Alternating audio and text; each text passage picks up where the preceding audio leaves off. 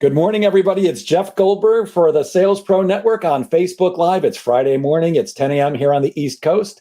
And as you know, I'm a sales coach and trainer. I work with both individuals and organizations to help them increase their sales. And I founded the Sales Pro Network to elevate our profession. It's a place where you can come and share your successes, your challenges. You can get coaching from great sales coaches like our today's guest, as well as many of my competitors. And every Friday morning at 10 a.m., we either do a live training or a live interview with somebody who can add value to the profession of sales. And today is no exception. It's my pleasure to introduce you to my new friend, Erika Bowes-Vassell. Do you pronounce it Vassell or Vassell? Vassell. Vassell, the queen of non-pushy saying. So please put on your best suit, your tie, a nice dress, because we're in the presence of royalty. Good morning, Erika. Good morning. Thank you so much, my new friend. I'm so excited to be here. I appreciate this so much. It's my pleasure. If you're watching us live, please drop a hello into the comments. If you have not done so, please try to connect your Facebook to StreamYard. Otherwise, I won't know who you are. But good morning, Steve Kent. Good to see you as always. And Erika, I'd like to start with, if you would take just a few minutes and kind of not tell us what you're doing right now. We're going to get to that. But what brought you up to now? What's your past? How did you become the queen of non-pushy sales? Okay, well, I'm just a girl who grew up very poor, always feeling less than in everything, every capacity, wherever I lived, in circle of friends or school and things like that. And I just always felt like I wanted to belong somewhere. Okay. And then I guess when I was 16, I was introduced to selling. And I mean, my world just changed after that. I was like, oh my gosh, this is something I'm good at. I feel empowered. People are buying products from me. They're happy. And it really just changed my life. And I believe that in selling, we're really just serving others. And that just made my heart just fill up. So that's how I got here. Got it. And what were you selling at the age of 16? Oh my gosh. Well, actually, I should say I started at 14. I was selling jewelry, a jewelry business. And then at 16, I was selling men's clothes. Got it. Okay. And you mentioned a word that I love, empowerment. You said you were empowered by finding out that you're able to sell. What is it about selling that empowers you? Oh my gosh. It's, really serving others and fulfilling a need for others. No arm twisting or anything like that. But, when someone came in and they might have been flustered or couldn't find something and I could help them, it really just made a difference. And I just felt like, wow, finally I fit in. Finally, I can do something well. And just seeing the joy in people's face and knowing that you had a part of it, that was really the best for me. Yeah. When we met the other day and we spoke about the fact that we both believe that selling is really about serving others and really about helping others. And, it comes from, where I first learned it was Zig Ziglar, who said that selling is serving. And he actually says, stop selling, start helping. And indeed used to say, Zig has passed away, I think about 10 years ago.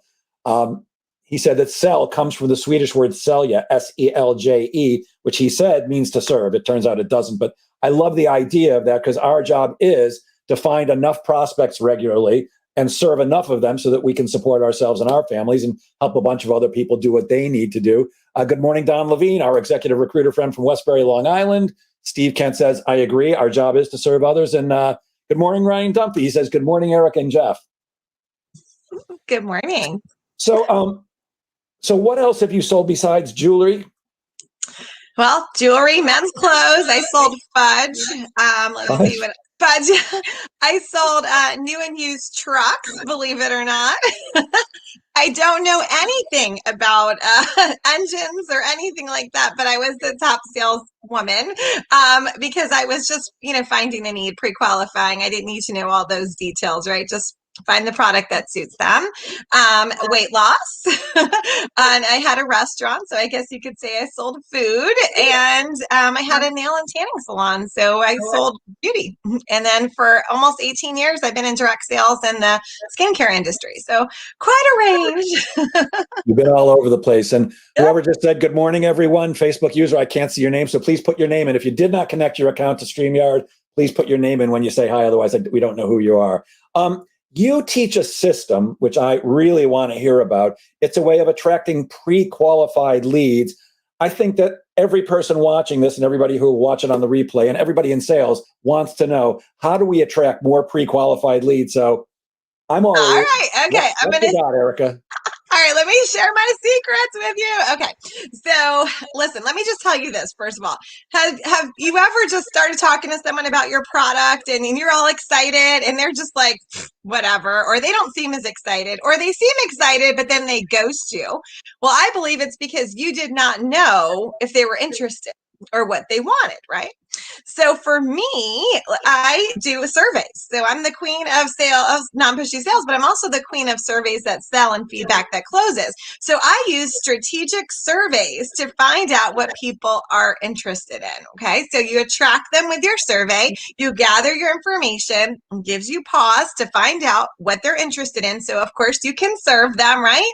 And then it's so easy to get on the phone or email or text or whatever you're doing to get that appointment so you can hold your presentation, because they were open. They knew exactly, what was going to go down, and it was so easy. So I've been using these surveys actually. Back when I had my nail and tanning salon, I had a survey when people came in. Of course, when I did weight loss, I mean, you couldn't have someone walk in the door and you can't just say, okay, clearly you're fat, you need this product, right? So you needed to take them on a fast journey as to what they wanted, how much they wanted to lose, right? And the genius about these surveys, and it works for all industries. I use it in the car business. I use it for a filmmaker. I use it for everybody. Is that it takes the person on the fast journey, okay? And they're like, they're being honest, because I don't know why. They know the survey's going to you, okay? But for some reason they're so honest. So they're going on this fast journey through what your products can do for them. And at the end, now I say touch your nose, they're super curious as to what's going to happen. And also you've pointed out that problem and that pain point that they might not have known that they really had. So it's just genius. At the end, it works really, really well. I love that. And good morning, Valerie Heffron, the queen of the Sales Pro Network. At least half the people in here came because she came. She's a real leader. Wow. So when you say surveys, are you talking about mailing out surveys to the mail? Are these surveys that you put on Facebook or LinkedIn, like I do every now and then, polls? Is that the kind of thing you're talking about? No, I use something called Jotform, Jotform. You can make 5 surveys for free on there. Okay, so I make them. They're very strategic. Now you can't just go whip one up by saying like name, rank, serial number. Okay, like I use strategy behind my surveys. Okay, like where you place things are so important. The way you word questions. Okay, so I do put them on Facebook, but I find that private message is best. Because it's more personal. People want to feel special. I do them in the mail. I use a great tool, which I could tell you about another day, about how I use the mail service, and I buy lists that are done through Equifax, so that they're good, okay? And I send a postcard with a QR code. I love a QR code. I'm obsessed with a QR code. If everyone's not familiar, it's like a cute little puzzle piece. Put those on a postcard, and about 1 in 20 are responding that way. So I do it that way.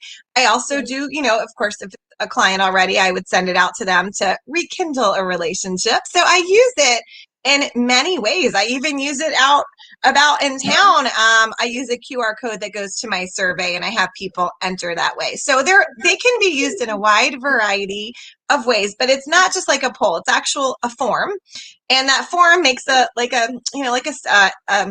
spreadsheet, so you can color code it, so you know where you stand with everyone. Use it.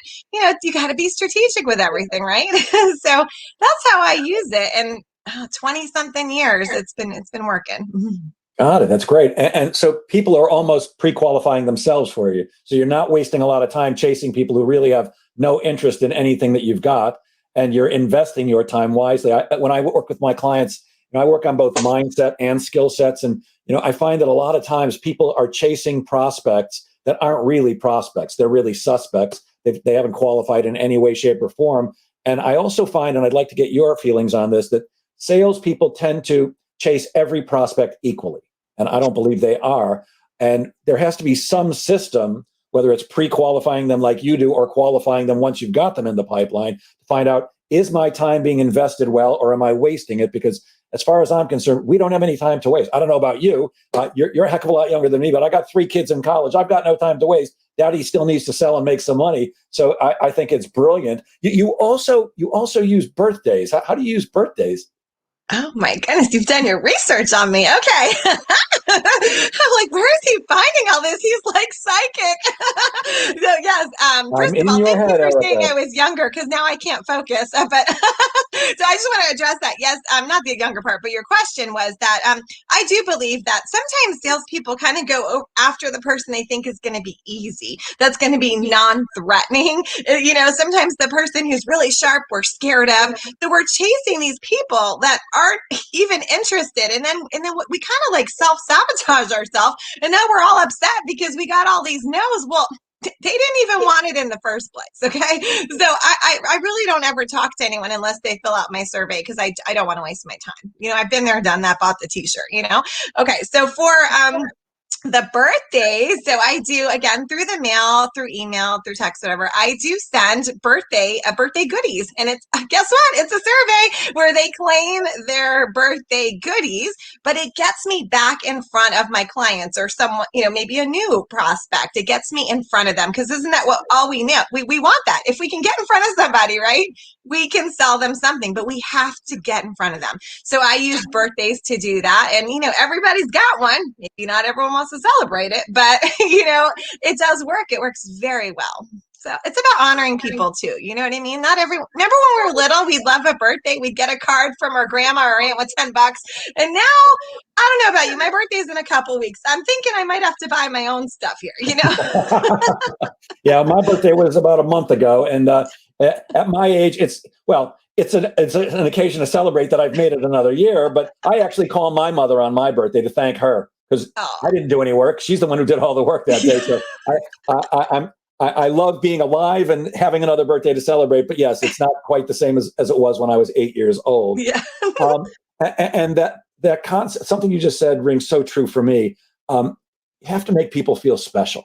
And most of us do not go through life feeling special most of the time. And if we as salespeople can focus on the other person instead of us and what we want, what we need, and I call it having commission breath because prospects can smell that. But if we make them feel special, which most people don't get most of the time, we have a better chance of them starting to like us and trust us and build that rapport that we know is needed to have the foundation for us doing what we want to do, which is engage them in a conversation and eventually have them choose to do business with us. Does that sound right? Absolutely. Absolutely. And that's what I tell people when, for example, if a salesperson does not follow up with somebody, but if, in my opinion, that means they're focused on themselves, right? Because if that person said, hey, yo, that's how I talk, I'm interested, right? And then you don't follow up, it's hurtful. I went to buy some furniture. This was like 5 months ago. I'm still mad. Okay. I spent 5 hours with this man, right? He had all my contact information. I was supposed to go the next day that my husband's like, yeah, I don't think that's the right piece of furniture. I'm like, okay, well, surely the guy will call me because I don't know what I did with his business card. He still has not called me. Okay. So 5 hours with this man. So now what do you think happens in my noggin? Oh man, he thinks I couldn't afford it. He didn't like me. You start playing all this stuff in your head. And it's ridiculous, And now I won't do business with that company because clearly they don't have a good follow-up system. I should have received a coupon, an email, something. What if my furniture, the leather ripped? They wouldn't be able to help me if they can't even find out where it happened to me, right? So, those things. But if you don't follow up, to me, it's just hurtful. And, we never want someone to feel that way about us. We want them to be excited to hear from us, to talk to us. So if anyone's having an issue following up, remember, that means you're focusing on you. Switch it around, go and serve that person. And my gosh, your sales will be so much higher when you focus on serving versus selling. Yeah, and it's not only hurtful, it's foolish. This salesperson you're talking about, if he had been smart enough to reach out to you maybe a week later, just, hey, I'm just calling to check in. Did you come to a decision yet? Is there anything else I can help you with? You would have felt like he cared about you and you would have been saying nice things about him right now instead of telling us that there's no way you would ever do business with him. I find that happens all the time. People have this mind trash, this preconceived notion about how things are supposed to be. And I'm going to give you an example. I bought my car, a new car recently, and I bought it from the same guy I bought it from last time. He's a car broker. Because a car broker means I don't have to go in and deal with the idiots in the dealership. Hey, I sold cars. Don't be talking about my people. I'm talking about the other idiots, not you. No, let's face it. Most car salespeople are true scumbags. Not all. I know lots of really good ones. And the guy I deal with is a terrific car salesperson. Okay. However, my point is, I invited him to come to my networking group, which I'm a huge fan of. I get about 50% of my business from the networking group I'm in. It's a great group. It's high end. It's more expensive than most, which attracts a higher end member. And I've invited him numerous times to come. I said, you've got 35 people who could not only be your prospects, but they know a lot of people too. Jeff, I don't like to network. And here's what happened at the meet. Wait a minute.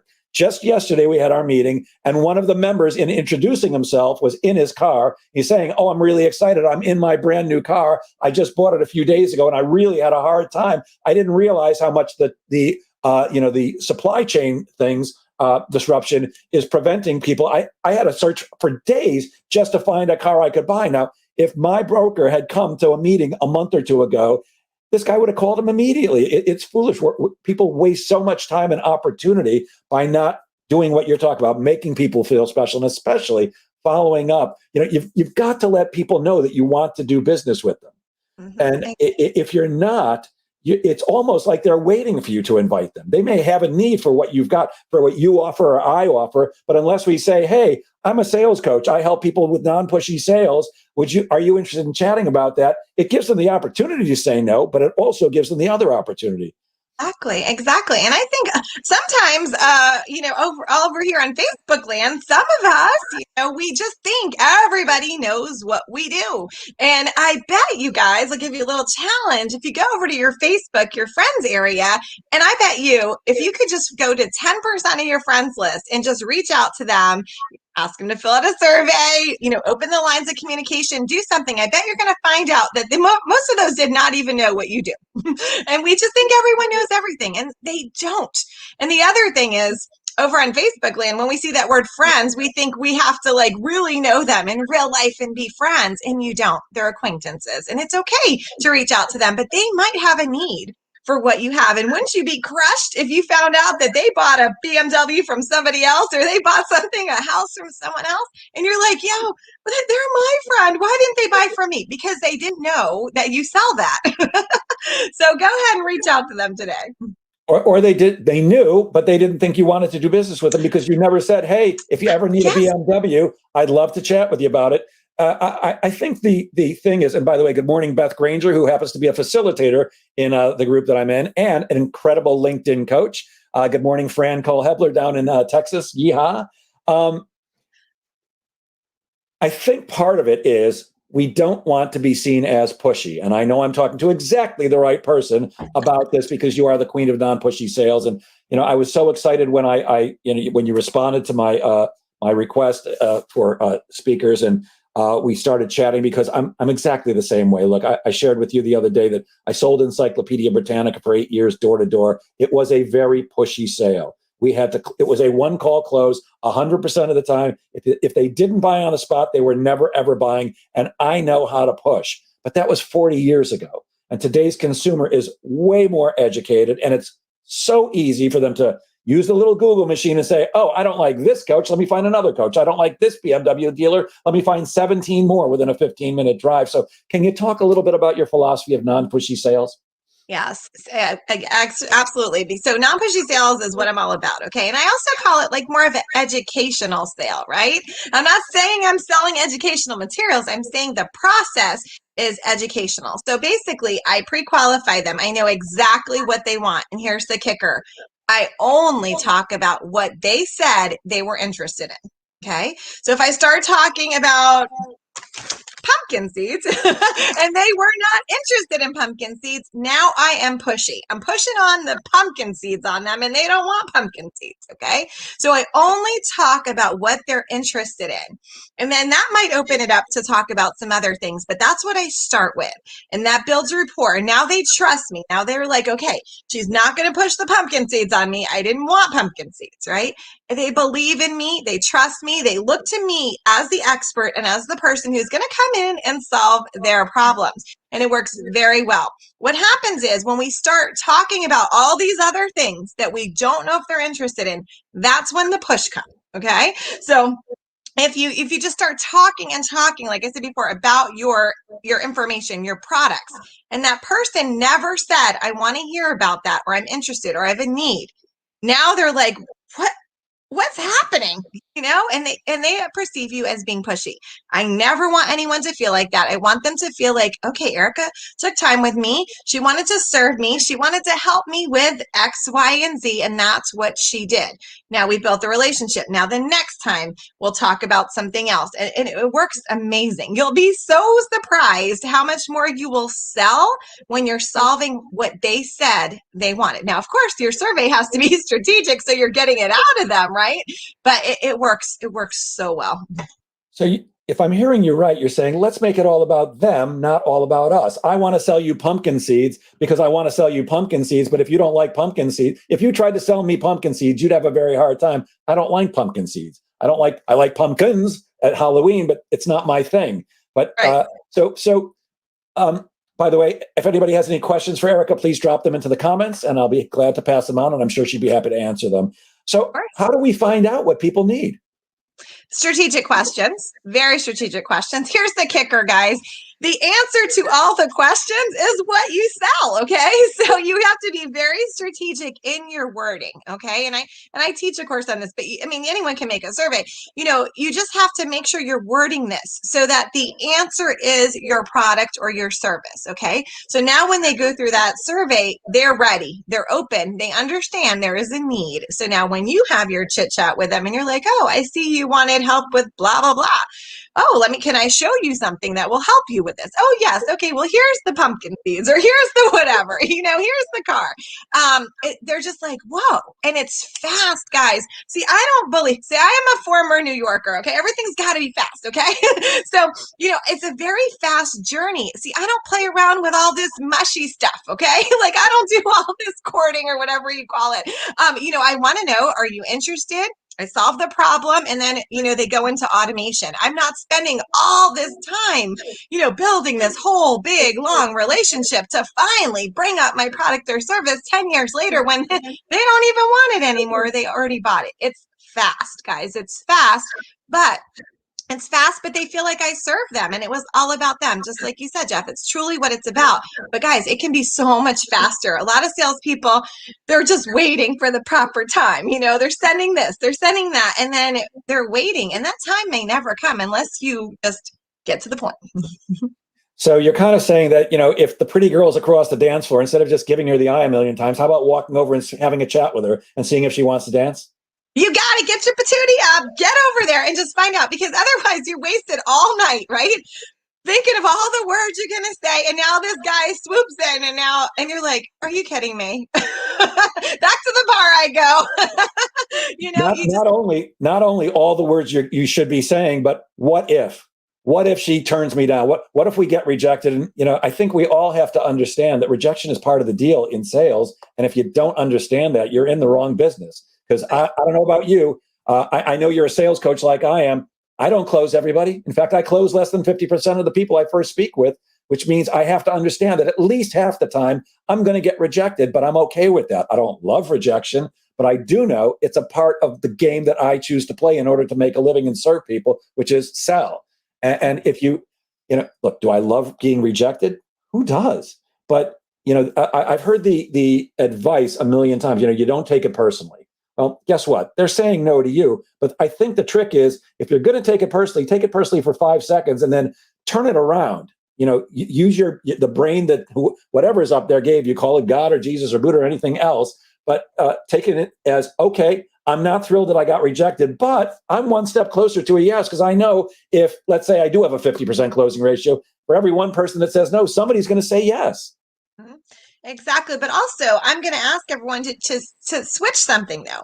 I don't believe they rejected you, Jeff. I believe that they rejected what you said. So whatever that offer was is what they said no to. They didn't say, Jeff, I hate you, you're scumbag. They just said no to what you offered. Okay. So maybe that offer was not what they were interested in. So I believe maybe you could go back in 2 weeks, 3 weeks, 2 months from now with a different offer. because maybe that would be something they were interested in. So switch it up, switch it up.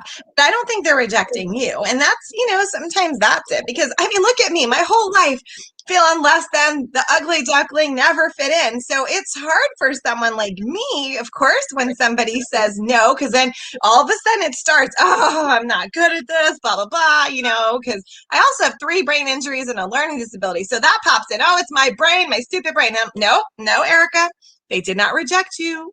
They rejected what you said. So I keep a tracker and I write what I invited them for. And then I invite them for the opposite the next time. So I believe all is not lost. A no means no right now, but it doesn't mean a no forever. Exactly. I'm with you. And can you give us an example? Because you said something a few moments ago that rings so true for me.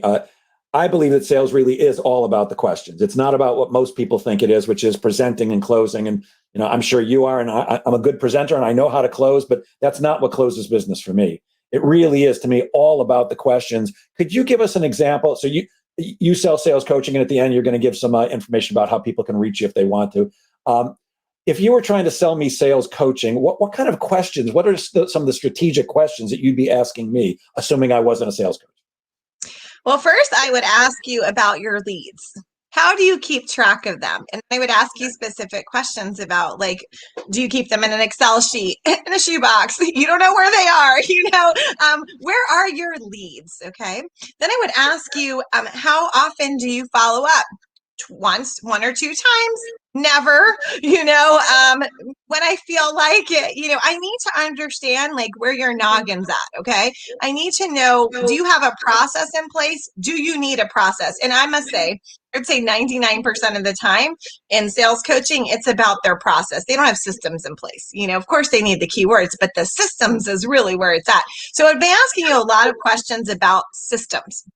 Then I would ask you what your goal is, because I want to work with people who have a goal. Because if you say, I don't have a goal because I'm not good at this, well, I don't really focus on the mindset as like you do, right? I'm really about let's do the systems and let's get you some questions, right? But all the other stuff, I a little bit, but not like you. You're really in there. You're really great at that. I don't like that. I just want to work with motivated people, okay? I'm getting older. I just need to know you're motivated. So then I find out, like, if you're motivated, things like that. And that gives me an idea where you're at in the sales process. And maybe you've been spinning your wheels and you know that your product is great, but you don't understand why people are saying no. Or you're posting on social media, but you're not getting leads.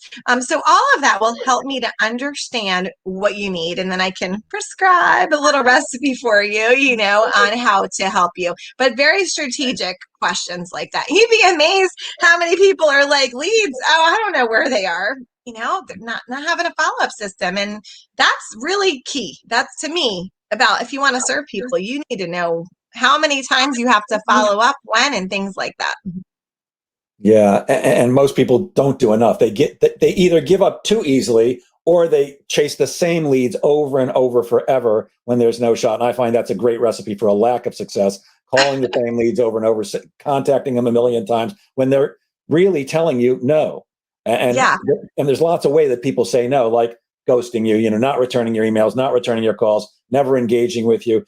Go out and find somebody else. I think that, and I'd love to hear your opinion on this, that one of the keys is, in order to be able to take the beating that we get because most people say no, we've got to have a lot of people in the pipeline. So we've got to constantly be doing the QR codes and the birthdays and the surveys or whatever else you're doing to bring in qualified leads, so that you can have the ability to say, oh, okay, this one said no to me, but here's 75 more people that I can reach out to in the next 10 minutes. Yeah, exactly. And it's interesting to me, though, when I lead a team of over 75 and I'll look at their numbers and I'll be like, hey, what's going on? Well, I'm working with so-and-so. I'm like, anybody else? Because it's almost like they're determined to get this one person to say yes, and they put all their energy and they forgot about all the people who are like, hello, over here, I want you. So yes, you do need to know when you need to pull back a little bit on it, but you've got to always have fresh people, and you can't just sit on your laurels and be like, okay, I'm good. All these people love me. It's always getting new people. That's the key. Okay. So someone's always coming in that pipeline. Someone's always leaving. It has to be steady though. For me, I wouldn't want to be in a position where I'm scrambling. Like I've got nobody. What am I going to do? Cause that's desperation. Okay. And then people are going to feel it. You just want to be steady. If you have your process of pre-qualification, what you're going to do with them, right? How you're going to close the sale and your automation, you're good.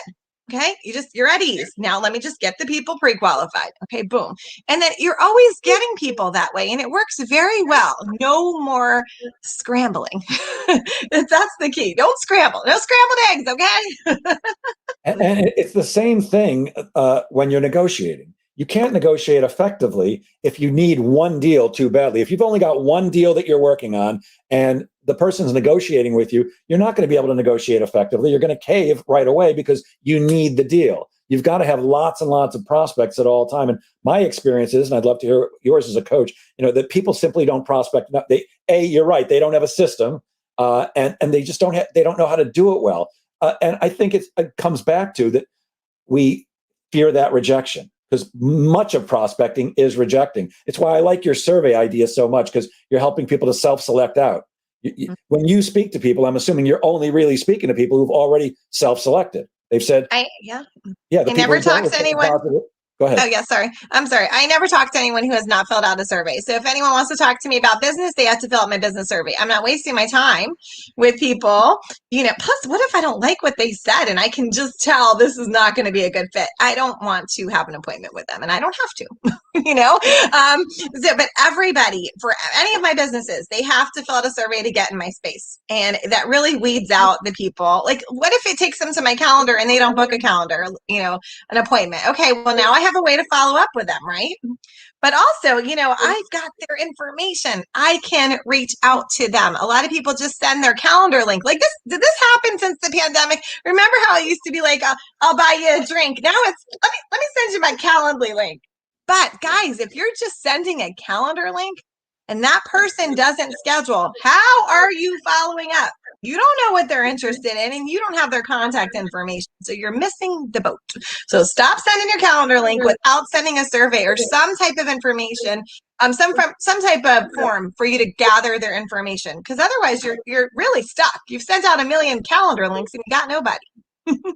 I don't think there's a single person on this call or whoever's going to watch on the replay that doesn't want to talk only to qualified prospects. But too often we're using that shotgun approach. Let me talk to everybody and find enough people. Now, that it's certainly a philosophy that could work, but how much more strategic, how much more intelligent, and how much less of a time waster to let people self-select. I mean, I don't know how much time it takes you to use your system, but I'm guessing that you've got it automated to a point where you can send out lots and lots of these surveys to multiple people at the same time, so that there's always enough of them coming in who are self-selecting. Do you have any statistic? Am I correct, first of all? And do you have any statistics on when you send out surveys? What's the percentage of people that actually do respond positively? Well, this is the 1 in thing. 20 will respond. I guess that my philosophy is if they took the time to fill it out, they're interested, right?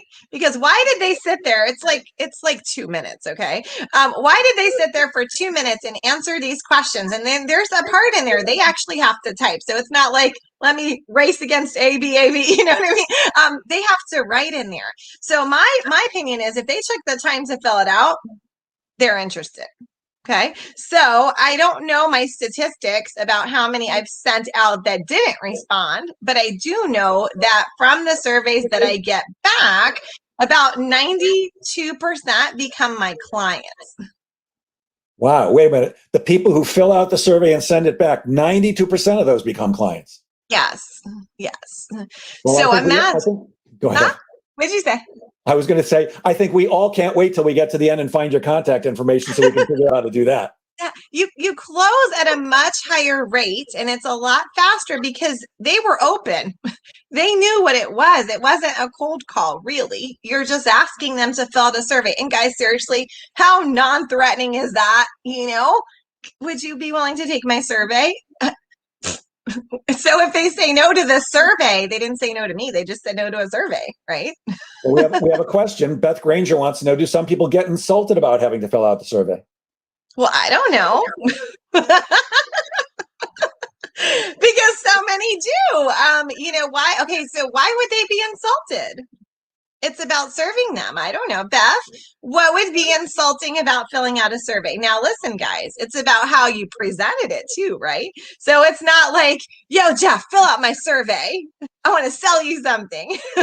It's not like that. You have to word how you're presenting your survey in a different light as well. So maybe you're saying, hey, Jeff, I'm doing market research on selling during the pandemic. Would you be willing to take my survey? Sure. Was that scary? No, and I'm not insulted, but I think it's a reasonable question. Yeah. Good morning, Peter Ekstrom, one of the kings of cold calling. That's somebody you should definitely meet. Peter Ekstrom's a smart guy, really knows about cold calling. He says, he or she that works the process awaits the result in peace. So I think he's agreeing process is a very good thing. It is. Yeah. Peter's a good guy. I should definitely introduce the two of you. Hey, Peter. I want to come back to something you mentioned earlier, that you don't do any of the mindset stuff. You don't like that stuff. So, how important or not important do you think mindset is when selling? Is it all skill, or does attitude matter? No, of course, attitude matters. What I mean by that is I don't want somebody that I have to be pumping up like a cheerleader, okay? Although I'm nice and sweet, it's draining. So I want somebody who is motivated to take change, right? So what I mean is I don't want to work with someone who's just, is so afraid to bring up selling, who's so afraid of everything and is just down in the dumps. I have to protect my energy. So I don't want to work with someone I have to go from here to here, right? I want someone who I'm going to take from here to here. Does that make sense? So mindset is critical, okay? Not everyone should be in sales either. If you're so afraid of boom, maybe you shouldn't be in sales. But, so that's what I mean. But mindset is critical because it also, you just have to flip that switch that it's not about you. So like me, for someone who has like self-esteem issues, things like that, I can tell you exactly when my sales were really, really low. I had a baby. I had gained weight. My husband was deployed. It was just me and my baby. My mom came to live with us. And I mean, here I am, the queen of sales. But let me tell you what I was doing. Here's my business card. Don't worry, I'll never sell you anything. I mean, come on. This is ridiculous. I can't even believe. But it was tied back, and my self-esteem was so low. I just fell out of the loop for so long. I didn't know what to do. When I made my switch, and I was like, this is ridiculous. Why am I so worried about what they think of my appearance? Why am I so worried about this? That has nothing to do with if they're going to buy from me or not. So when I flip that mindset, all the things change. So it is critical. It is the critical. I'm just saying that I don't want to work with people who are just can't even, get out of bed or do things like that. You know what I mean? Does that make sense? It makes perfect sense. And I love how open and honest you're being with us, and about invulnerable you're being about how you've been at various times. I have a dog, and he's a pug, and I call him the beach pug, and I often create videos where we're walking on the beach, and I often say, "Beach pug, don't give AF," and that's kind of my attitude. You like me, terrific. You don't like me, I don't give an F. I don't need to have everybody love me. I just need to have enough people. And I think that's part of the game. Most people are not prospecting. I don't care whether it's surveys or QR codes or birthdays or cold calls or anything else you want to do. You got to be doing enough of it. And if you're not doing it consistently, then that's a problem. And we've got somebody, a Facebook user who's a great lead for you, but we don't know who you are. Somebody said, I need a process. So if you put your name in there, or pay attention at the end, and I'll give you Erika's contact information. Yes, process is key. It makes life easier. Okay, Beth says, I'm often introduced to my prospects, and I wonder, how can I ask them to take a survey before we speak? What's the right way to actually bring up that subject? Beth, I'm not sure what industry you're in or what you sell, okay? I can tell you. I can actually tell you. Beth is both a facilitator for a very well-known networking group, and her main business is she's a LinkedIn expert. She helps people increase sales by teaching them how to socially sell, how to use LinkedIn effectively, and she's incredible at it, by the way. Oh, wonderful. Well, I want to know you, Beth. You Okay, so definitely want you to know, could Beth. say, yeah, yeah. Okay, so you could say something like, so let's see. I am the blank blank of this organization. I'd love to get to know more about your business. Please fill out my survey. It'll take you to my calendar link so we can chit chat. Very non-threatening. Something straightforward. Yeah, that's it. Yeah. How do you feel about this? Because I'm a big fan of it personally. I love asking people for help. I'm wondering if you can help me. I find that when you do that, you're taking away that attitude that sometimes salespeople give off, like they're superior, and you're actually elevating the other person, which makes them feel good. You know, when you say I'm wondering if you could help me, you're implying that they might know something that you don't. Would you use something like that, Erika? I do. Well, the market research, or I'd love to get your feedback, or I'm interested in your opinion, or that type of thing really works well because people love to give their opinion. Okay, so if you flip it and yeah, you like your opinion, I'm sending you a Yeah. survey, Jeff. I fill out surveys all day. I love surveys. They're fun and it's so non-threatening, but people feel valued. They feel like, woo, they thought I was fabulous. They want my opinion, so you made them feel great. So just simply telling them that you love their feedback or you love their opinion, or I know you're a leader in XYZ. I'm doing market research. That's my favorite one. It works well for all industries. Would you be willing to fill out my survey? Now, you can add something of what's in it for them. You could say you'll even be entered to win a gift card, or you'll be entered to win blah, blah, blah. But I caution you, whatever it is they're winning, like that gift card or whatever, like, or if it's a prize, let's say if it's a prize, okay? Don't give them something that's branded to you. Okay. So if you're going to be entered to win a prize, like don't send them like a puzzle game that says Aflac on it or whatever you're promoting, right? So it really should be something for them. I typically do a $20 gift card, but it should be something for them that's not like, you know what I mean? Like it shouldn't be all about your brand. It should be for them as a true gift. Starbucks gift card, something like that. Yeah, exactly. Yeah, got it. And Beth says, thank you. I want to know you too. All right, we'll get you guys hooked up. A lot of people come to me and ask this question: Jeff, can you come teach me how to close? Or can you teach my people how to close? And I always say the same thing. I'm happy to teach you or your people how to close, but that's like a 5-minute conversation. How do you teach people how to close business? I know you're great at helping them attract business, but you're also a sales expert. How do you actually, when it comes time to ask the question, how do you say the words? What are the words you use when you say, hey, want to do business with me? In whatever way, shape, or form you do it. Okay, so this is the thing. Your end is directly reflected by your beginning. Okay, so your pre-qualification, you're going to know all of this information. When you present, you need to be one step ahead of them. You need to talk about basically overcome all those objections before they bring them up. Okay, so for example, let's say you're selling a skincare product. Okay, and they're going to say, I'm going to use what I have. So in your presentation, you want to bring up well, if you mix these ingredients, you're not going to have the best results. I know that you said that you wanted help with XYZ. This will solve this, blah, blah, blah, right? I've overcome him saying, I'm going to use what I have. Okay. When we get to the end, in my opinion, if you've done a great pre-qualification and presentation, the only thing they're going to say is it's going to be if they're going to pay in full or make payments. That's it. That's the only thing that should be happening. There should be no other conversation at the end. And that's my opinion. Okay. So this is how it goes. Okay. So throughout the whole process, if it's several items I'm selling or one thing, I'll say, okay, so what do you think about this? Is this something that you would use? They say no. Okay. Well, I'm not going to go tell them the price because they didn't say yes. So then we'll talk about that. Okay. Now what about this? Would you see that? Should you use this? Is there anything you wouldn't use? I'm asking all these questions before I get to the price. So when I get to the price, we already agreed he was going to use it, right? Okay, so here we go. It's 2025. Would you like to pay in full or make payments? And drink something.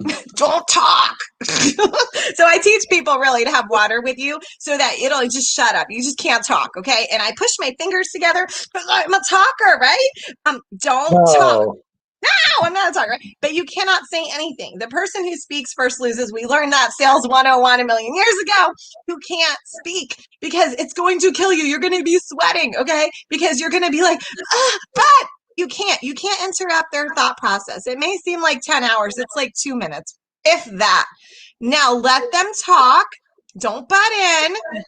And if they say, okay, well, the 2000 isn't really in my budget, and you go, well, we can lower it. And they were going to say, but I'm just going to put it on 2 cards. So Yes. wait for it, and then you can solve the problem. But remember, they already agreed to everything a few minutes ago. There's no problem at the end. So you have to have that stellar pre-qualification process, I believe. It's like 2 seconds to close it. Yes. And you just made a hand motion a few moments ago that I talk about all the time. And it's the toughest thing for salespeople to do. It's like, shut up. Stop talking. We think in sales, not you and I, but we think we get paid to talk. We don't. You and I get paid to talk, but not when we're selling. We get paid to ask questions and shut the F up. Just listen. Yes, 2 ears and 1 mouth. So you've also said something which I think is crucial. Let's uncover the objections before we ask them to buy.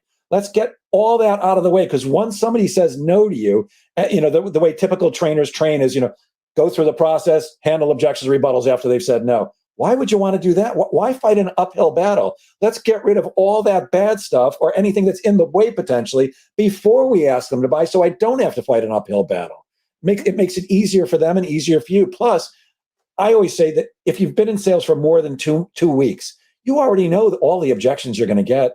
I've been selling for 48 years. I haven't heard a new objection in a million years. It's always the same thing. It's always the same. I tell new salespeople, listen, because they're like, wow, they just said this. I'm like, you're going to hear that every day. Okay, that's the objection. It's these 3 things. That's it. Learn, what you're going to say. Now, that's why we talk about it in the presentation, because then they're not going to say that, And also with the survey, if they're like, oh, I'm too busy to fill out a 2-minute survey, that you don't want that person. They're not going to sit through your presentation, right? So to me also, if you're at the end and now you're scrambling, you're backpedaling, you're repeating your whole entire presentation, that's your cue as a salesperson. And now you need to be open to coaching and open to growing, right? If you want that bank account to grow, that's your cue. You missed the mark in the presentation. Don't take it personal. Let's just go back and see, okay, what did I say? Look at what they said they were interested in. Were you talking about yourself and all of these things about you? Because I'm sure you heard this, right?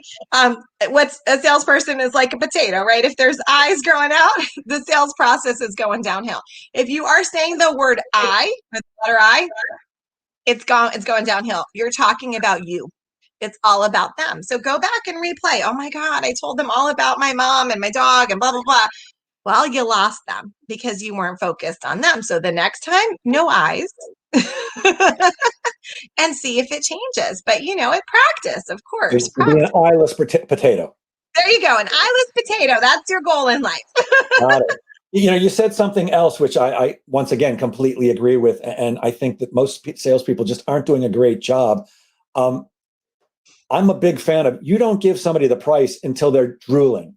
You can literally see them drool. Well, I take it back, not literally, but they're drooling.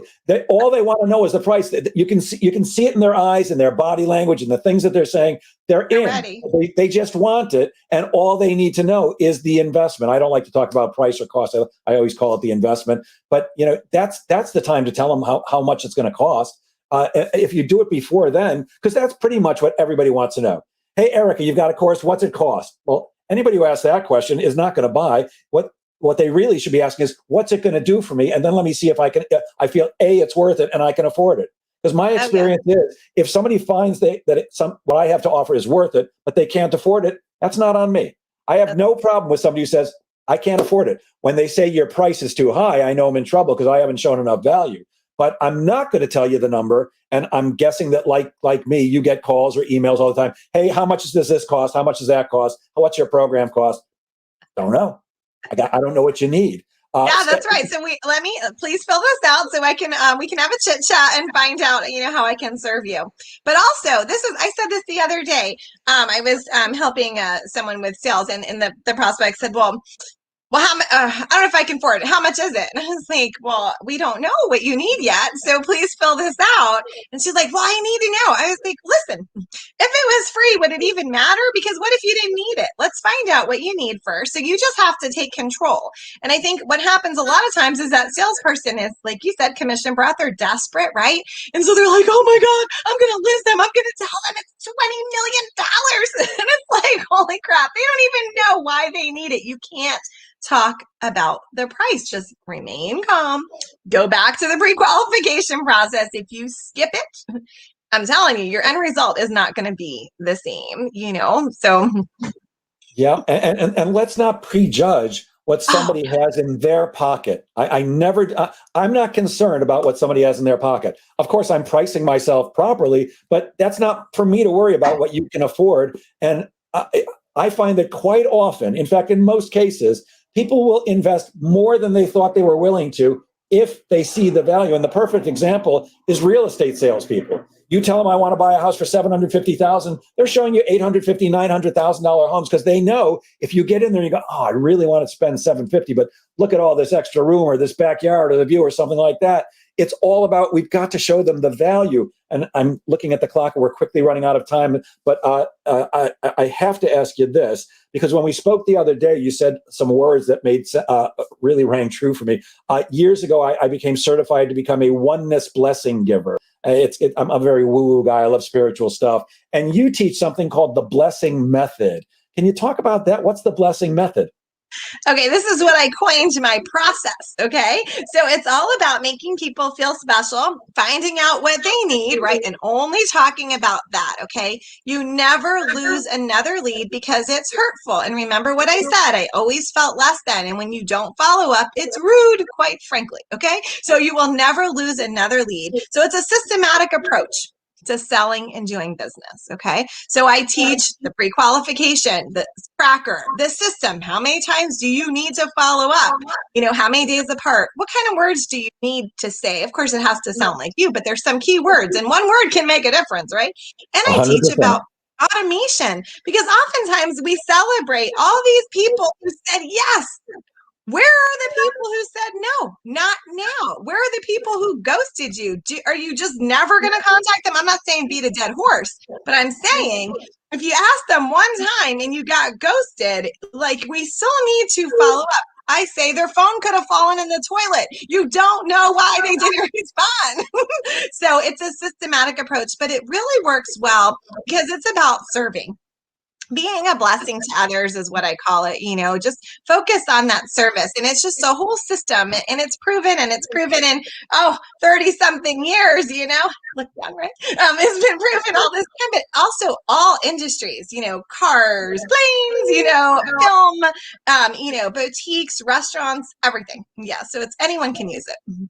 Got it. And what do you see as some of the differences between top producers and an average sales rep? Pre-qualification and follow-up for sure. For sure. Gotcha. Well, also three things. And the automation, honestly, in my skincare business, I have 600 customers. Do you think I can remember all their birthdays? No, but I automatically send them, a birthday card or a gift. So that automation piece, it makes me look good, but it makes them feel special. So if I wouldn't be honoring their birthdays, they're not hearing from me, right? And if I didn't check in with them automatically, right, or send them reminders, they're not going to remember me. So I would say that being front of mind is our job. It's up to us to stay front of mind. And a lot of people get it wrong. They think it's up to the customer to reach out. So that could be a big difference between the top producer as well. Yeah, and it's so easy to get sidetracked with 8 million different things and forget to follow up. And it really is the little things that make a difference. I'm often told by prospects and clients that I have the most amazing memory in the world. And the fact is, I smoked way too much weed as a kid. I can't remember a damn thing. I have to look at my driver's license in the morning when I wake up just to remember my own name. But I write everything down. Everything goes into my database. Everything is set with a reminder. If you and I speak, Erika, and I say, hey, what are you doing this week? And you say, oh, it's my 5-year-old's birthday. I'm setting a reminder for a year from now, minus 1 week, to say, hey, check in on Erika. It's her 5-year-old's 6th birthday next week. And when I do that, you're going to go, wow, best memory in the world. I love this guy because he remembered something. And I find that as a salesperson, I'm always paying attention to what people are saying and doing to me when they're trying to sell me something and the method they're using, but it works on me too. It's those little things that make you feel special where you go, I really like Erika. And when we like somebody, we want to do business with them. And even if we haven't decided to do business with them, at least we're more open to the conversation. Exactly. Now I just remember, did you say your birthday was last month? It was. Everyone, write that down. May 3rd. All right. I mean, think about it. Look, this is a Facebook group. I love Facebook because I'm an old guy. My kids want me on Instagram and all kinds of other things. But I love Facebook. You're going to give me a complex about my age. We were doing so good a few minutes ago, Jeff. I like Facebook too. Eric, I promise you're way younger than me. But the thing is, on Facebook, all your friends know it's your birthday, and suddenly 200 people, 300 people are wishing you happy birthday. And if they're smart, they're doing the same thing on LinkedIn because LinkedIn tells you when people's birthdays are too. And everybody knows it's an automated thing, and it's not the same as somebody taking the time to go to a store and fill out a Hallmark card and mail it to you. But it still feels good. It's that little. I know you. I'm paying attention to you. I remember you. I care about you. Even though I know all they had to do was type happy birthday, it's still like, They took the time to type it. Here, I'm going to give you guys one last tip before we go, okay? So if you're going to use my method and you're going to have a quiz or survey for birthday goodies, 5 days after the birthday. Don't send it on the birthday because they've gotten 200 million people saying happy birthday, and they're just trying to say like. You need to do it 5 days later, okay? And it's not, I'm trying to sell you something for your birthday. It's, I have some birthday goodies for you, which, here's the link to claim that. That's it, okay? Got it. So, Erika, we are out of time. I'm sharing my screen right now. Could you tell people how to reach you if they want to, and what are some of the things you offer? All righty, so I will offer you, your group, a customized business tips. You get 15 minutes of my time. There is, it's the bit.ly/EBV survey that will give you my business survey. It's also on my Facebook, my profile, okay? I'll give, if you want free 5 tips for non-pushy sales, I will send you those. Or I have a group, and it's called Business Talk for Sales, okay? And that's a Facebook group, and it's not a promotion group, though. It's just strictly free training. And then I do this as well. I invite people on and I'll do free coaching sessions, or I'll interview you. So, maybe you can get some new clients. So I'd love to have you be a part, or friend me, but friend me at Erika Vassell. I'm switching this to my new Facebook profile. So there's only a couple friends there. So be my friend. And Erika, if somebody wanted to call you, is there a number they can reach you at, or an email, or do you prefer to just... Yeah, if you want my cell phone, you can text me. It's area code 860-235-6166, and I will type it in the chat after. So yeah, I like text or call me. I like text. Do you like text? I love texts. I absolutely do. Except, you know what? It drives me nuts when people don't respond quickly. When somebody takes hours and hours, because the thing I love about text is you're almost having a conversation. Well, what if the phone fell in the toilet, Jeff? Come on. I'm old and I'm cranky. Don't drop your phone in the toilet. Respond to my text, biatches. All right. There's a Facebook user who says there's no such thing as a late birthday wish. Valerie Heffron says, thank you, Jeff. And for me, I say thank you, Erika, for investing your time with us and sharing your brilliance so generously. Any final words for you? I am honored to be here, guys. I spent 18 years teaching people how to sell who believe their job was not to sell. I love being in the space of people who use the word prospect, close, and lead. So you are my peeps, okay? So I am honored, Jeff, so honored that you had me here today. Great. And Erika is part of the Sales Pro Network. So if you have questions for Erika, you're always welcome to type them in there. And I'll end this as I always do. First of all, thank you again, Erika. And please remember, guys, sales is a game of making things happen. So get out there and make sales happen. Thank you, Erika. Thank you, everybody. Bye.